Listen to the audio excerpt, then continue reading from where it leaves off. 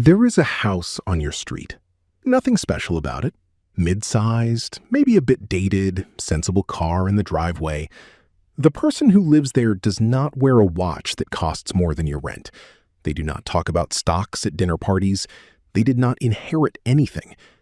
Last month, quietly, without telling a single person, their portfolio crossed $1 million.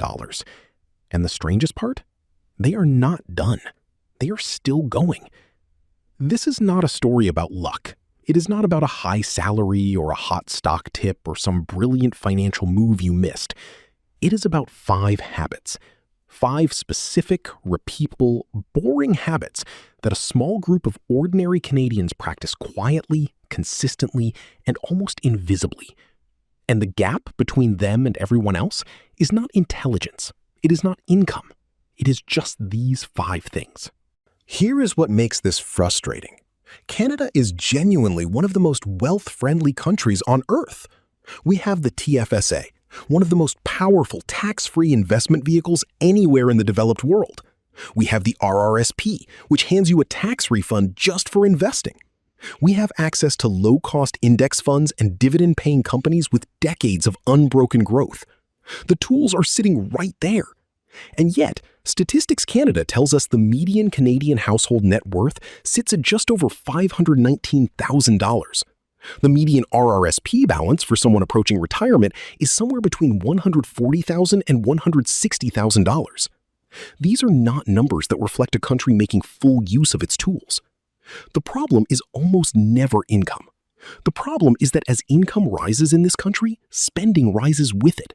A raise becomes a nicer lease. A promotion becomes a bigger house. The gap between what comes in and what gets kept stays exactly the same. And that gap is everything. That gap is the entire game. So today, we are going inside the habits. Not motivation, not mindset content, not a vision board. The 5 actual specific habits that quietly separate the Canadians who cross 7 figures from the ones who earn well and somehow still arrive at retirement with almost nothing.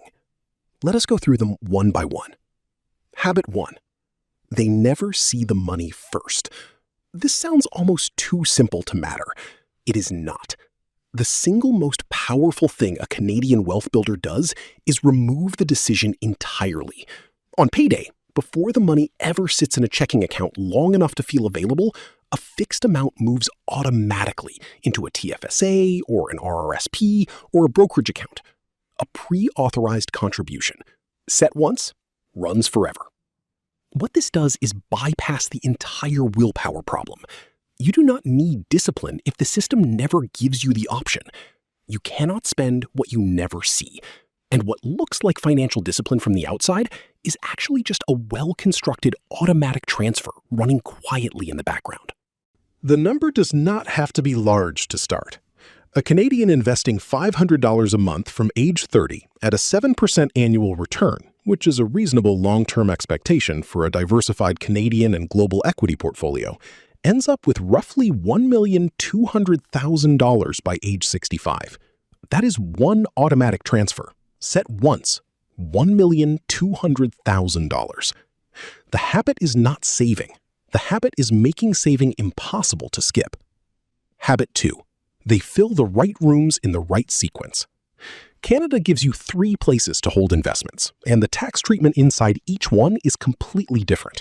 Using them in the wrong order is one of the most expensive mistakes a Canadian investor can make. The TFSA comes first, always. Every dollar of growth, every dividend, every capital gain earned inside a TFSA is permanently tax-free. The CRA never sees it. It never affects your OAS eligibility. It never pushes you into a higher bracket. As of 2026, if you have been eligible since the account launched, you have around $95,000 of cumulative contribution room. That is a significant tax-free shelter just sitting there. The RRSP fills next. The contribution gives you a tax refund today.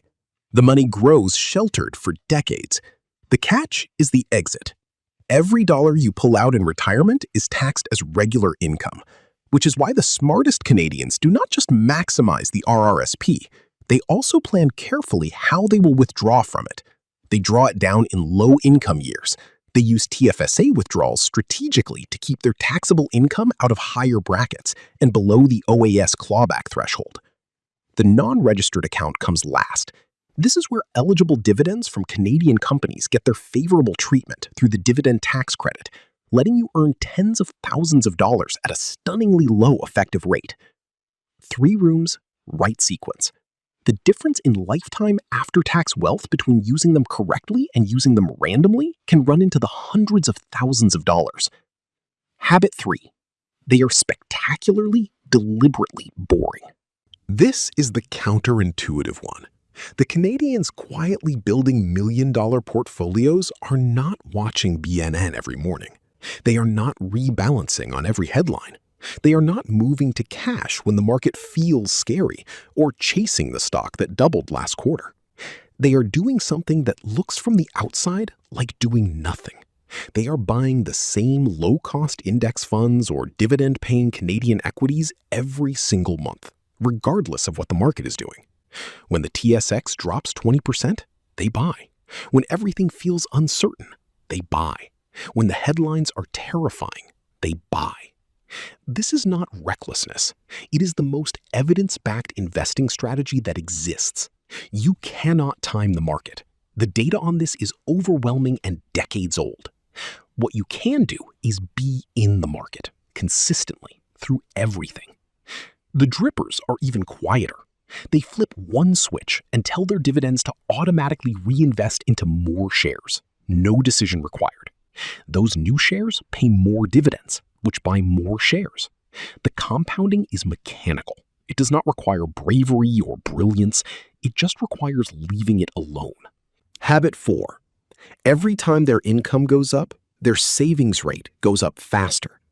This is where most Canadians lose the game without realizing they are even playing it. A raise arrives. Life adjusts to meet it. The car gets newer, the vacations get longer, the mortgage gets bigger. And the gap, the actual distance between what comes in and what gets invested, stays exactly where it was. This is lifestyle creep. It is quiet, it is comfortable, and it is financially devastating over a 30-year horizon. The millionaire next door, in that modest house with the sensible car in the driveway, does something different.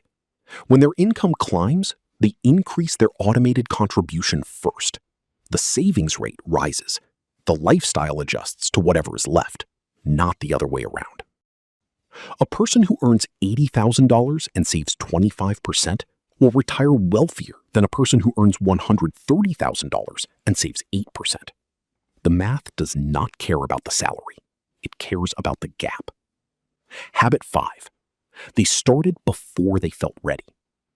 Compound interest is the most misunderstood force in Canadian personal finance because the early years feel like nothing is happening. You invest $500 a month for 5 years and you have maybe $36,000. It does not feel like progress. It does not feel like freedom. It feels like a savings account that is being polite. And this is exactly the stage where most people stop, or slow down, or redirect the money somewhere else. But those 5 quiet years of $36,000 in a TFSA, left completely alone for another 25 years at 7%, become $194,000 without a single additional dollar invested. The money that felt like nothing was doing all the real work, silently and out of sight. The Canadians who cross 1 million do it because they started early and then refuse to interfere. The ones who do not cross it are usually the ones who paused for a few years when life got complicated or pulled the money for something that felt urgent at the time. Let us come back to that house on your street, the quiet one, the person with the sensible car. What they have is not luck, and it is not a secret. It is 5 habits running on autopilot in the background of an ordinary Canadian life. They automated first. They used the right accounts in the right order. They bought consistently and ignored the noise. They widened the gap every time their income grew, and they let time do the compounding without getting in the way. Wealth in this country is not a salary. It never has been. It is the gap between what you earn and what you keep, multiplied by time. And every single one of those 5 habits exists for one purpose: to protect and grow that gap quietly, year after year, until one unremarkable month it crosses a number that most Canadians will only ever read about. The only thing any of this requires is starting. If this video changed how you think about money, make sure to hit subscribe. See you in the next one.